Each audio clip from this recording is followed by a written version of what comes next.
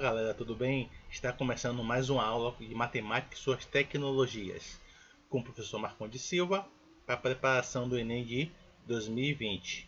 Se inscreva no canal do Coluna Matemática, aprenda com quem entende do assunto. Nosso objetivo principal é resolver as questões das provas de 2015. Estamos na nossa 7ª aula.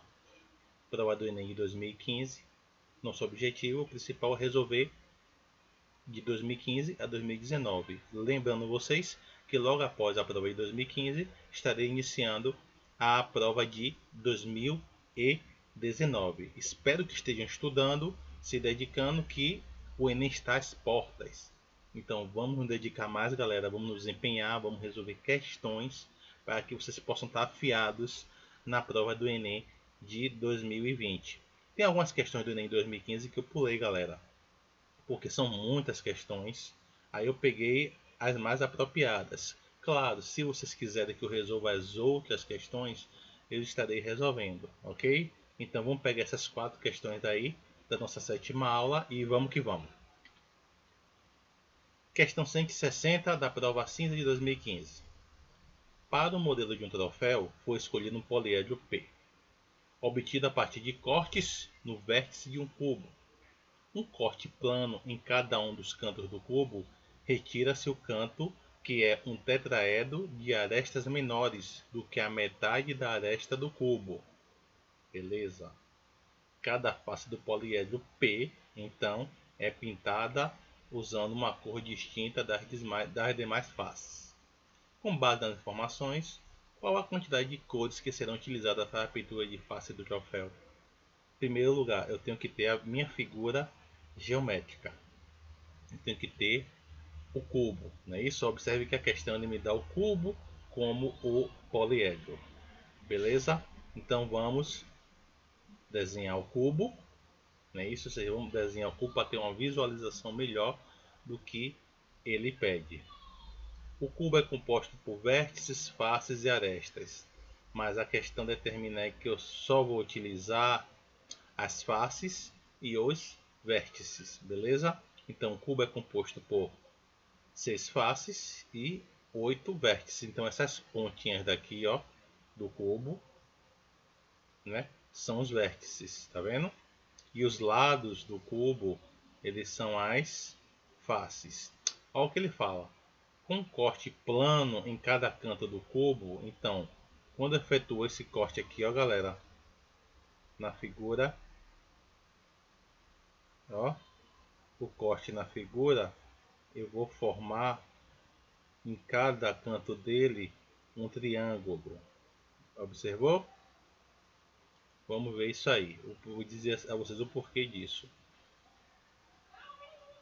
Então, ele fala que cada face do poliedro P, então, é pintada usando a cor distinta das demais faces.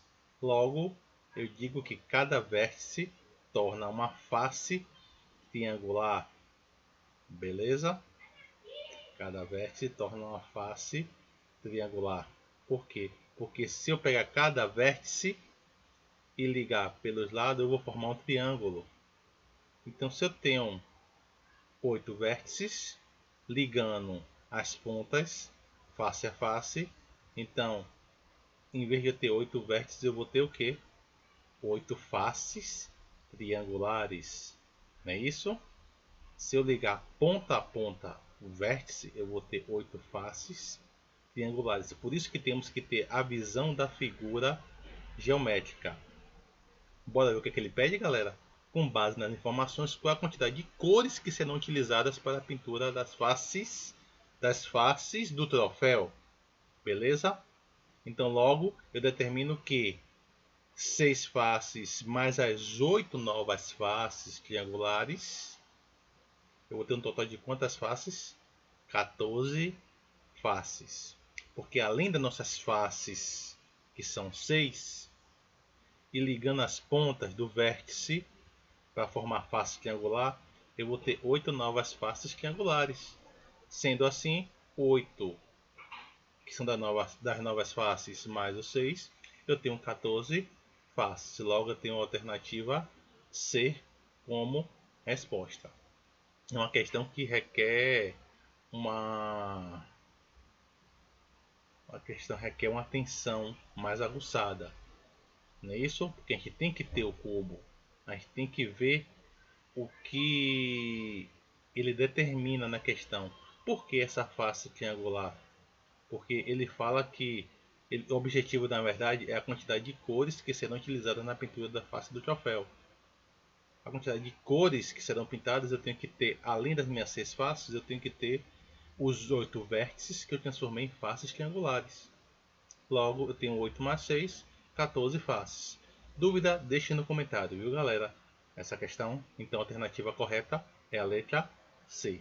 Ok? Vamos para a questão 161 da prova Cinza de 2015. Uma padaria vende em média 100 pães especiais por dia e arrecada com essas vendas uma média de R$ 300. Beleza. Constatou-se que a quantidade de pães especiais vendidos diariamente aumenta. Então aumentou a quantidade de pães especiais vendidos, caso o preço seja reduzido de acordo com a equação Q igual a 40 menos 100p, na qual Q representa a quantidade de pães especiais vendidos diariamente e P o seu preço em reais. Ao fim de aumentar o fluxo de clientes, o gerente da padaria decidiu fazer uma promoção. Beleza. Para tanto, modificará o preço do pão especial de modo que a quantidade a ser vendida diariamente seja a maior possível. Então, para que ocorra a maior venda, ele vai ter que dar uma promoção, ou seja, diminuir o preço. Mas ele fala assim o seguinte: sem diminuir a média de arrecadação diária na venda desse produto. O preço P em reais do pão especial nessa promoção deverá ser no intervalo. Então, eu quero saber o preço do pão. Olha o que ele fala. A fim de aumentar o fluxo de clientes, o gerente decide fazer uma promoção. Modificará o preço do pão especial. Se modificará e entrar na promoção, lógico que ele vai diminuir, não é isso? De modo que a quantidade de ser vendida seja a maior possível, sem diminuir a média de arrecadação diária da venda desse produto. Beleza.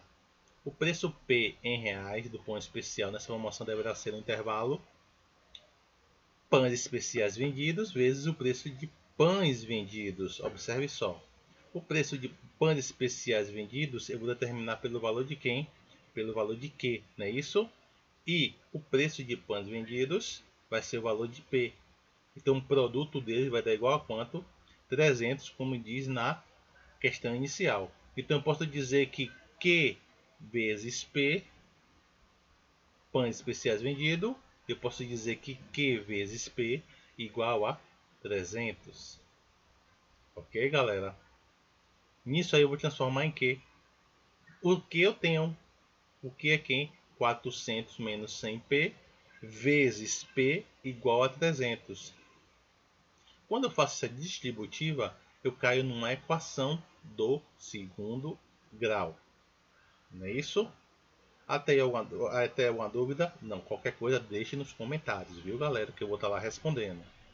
Então, eu transformo essa equação numa equação do segundo grau. É claro que eu simplifiquei toda ela e transformei nesta equação.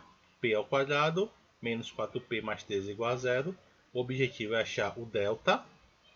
Delta igual a 4. Então tem o P1 que é igual a 3, que é 6 sobre 2, e P2 que é igual a 2 sobre 2, que é 1.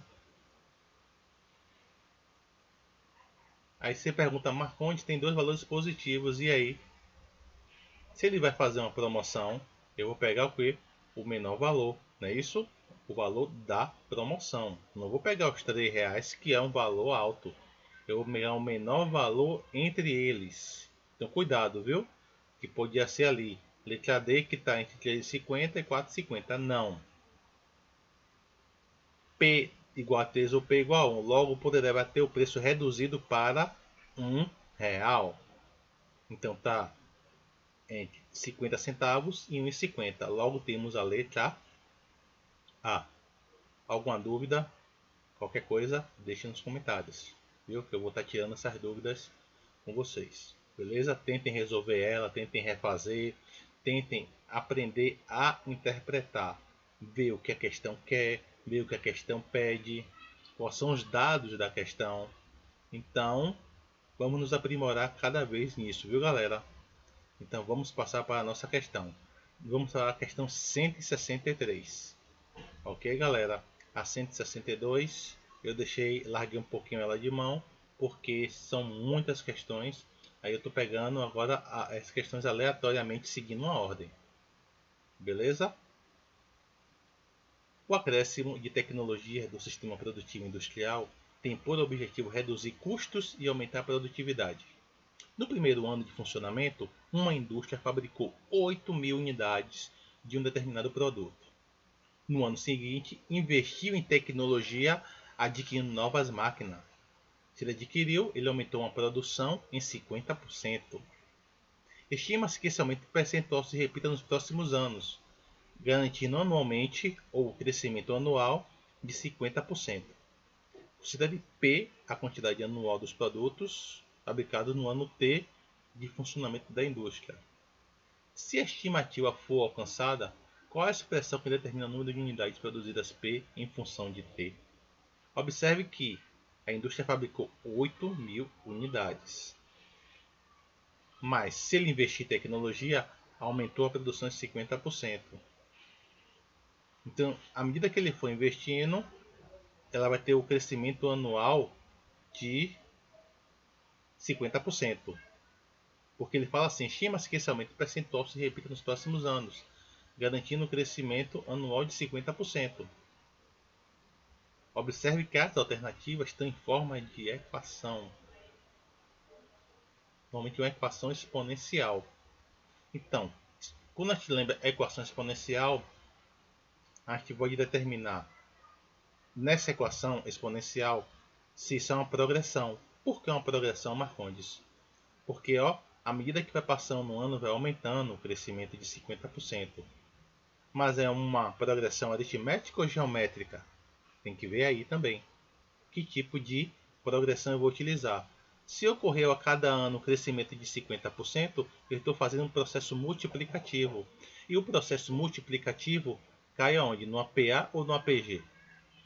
Aí no processo multiplicativo eu determino que a produção de unidades forma uma progressão geométrica, uma PG, em função do tempo decorrido, porque ele fala que P é a quantidade anual e T o ano de funcionamento da indústria, beleza? Numa progressão geométrica, porque progressão geométrica, além de estar multiplicando, eu estou caindo em uma função também exponencial. E muita gente também vai visualizar logo, vai ver uma função exponencial. Mas se a gente for ler o contexto da questão, progressão aritmética, ou perdão, progressão geométrica é uma função exponencial. Então vamos fazer pela progressão geométrica. Na progressão geométrica eu tenho A1, que é o primeiro termo, que é 8.000. Beleza? Se aumentou 50%, ela já tem 100% de funcionamento, mas aumentou mais 50%. Vai ficar como? A razão, que vai ficar 100% mais os 50% produzido, que é 150, que eu transformando tem 1,5. Beleza, galera? Pronto, eu tenho o A1 e tenho o Q. Então eu vou dizer o quê? Que na fórmula geral da progressão geométrica, eu vou dizer que em vez de eu colocar AN, eu vou colocar AT. AT igual a 1 vezes Q elevado a T menos 1. Que na questão ela fala como se fosse PT. Beleza, galera? Então, eu vou dizer que PT igual a 8.000, que é o A1, vezes 1,5 elevado a T menos 1. Temos a minha progressão geométrica, ou minha função exponencial. Não é isso? Então, que alternativa se encaixaria essa expressão? Letra E. Ok, galera? Pronto. Vamos para a próxima questão. Questão 165 da prova Sines de 2015. Um casal realiza um financiamento imobiliário de 180 mil, a ser pago em 360 prestações mensais. com taxa de juros efetiva de 1% ao mês. A primeira prestação é paga um mês após a liberação dos recursos. E o valor da prestação mensal é de R$ 500 mais os juros de 1% sobre o saldo devedor. Esse saldo devedor, como ele fala na questão, é o valor devido antes do pagamento. Beleza? Observe que a cada pagamento o saldo devedor reduz em R$ 500 e considere que não há prestação em atraso. Efetuando o pagamento dessa forma, o valor em reais a ser pago ao banco da 10ª prestação, destaque bem isso, viu? 10ª prestação é de... O meu financiamento imobiliário foi de quanto? 180 mil. Beleza? A ser pago em 360 prestações mensais. Ok. Com a taxa de 1% ao mês. Mas ele fala o quê? Que a primeira prestação a ser paga é paga um mês após a liberação do recurso. Então, observe que ele quer a 10ª prestação e ele fala que o valor da prestação mensal é de R$ 500 mais o juro de 1% sobre o saldo devedor. Então, vou pegar esses 10, que é a 10ª prestação, e multiplicar por quanto? Por R$ 500. Eu vou ter R$ 5.000. Aí, beleza? Por que você fez isso, Marcondes? Porque a cada prestação paga, o saldo devedor reduz para R$ 500. Então, se eu vou ter 10 prestações, eu vou multiplicar ela por 500 e lá vai ficar 5.000. O que é que eu vou fazer? O próximo passo agora, 180 mil menos 5.000. Não é isso? Vai dar 175 mil. Beleza, galera? Até aí? Mas observe que ele fala lá, ó, na primeira prestação é paga um mês após a liberação dos recursos. Então ele pagou antes esses R$ 500, então vai ficar como aqui?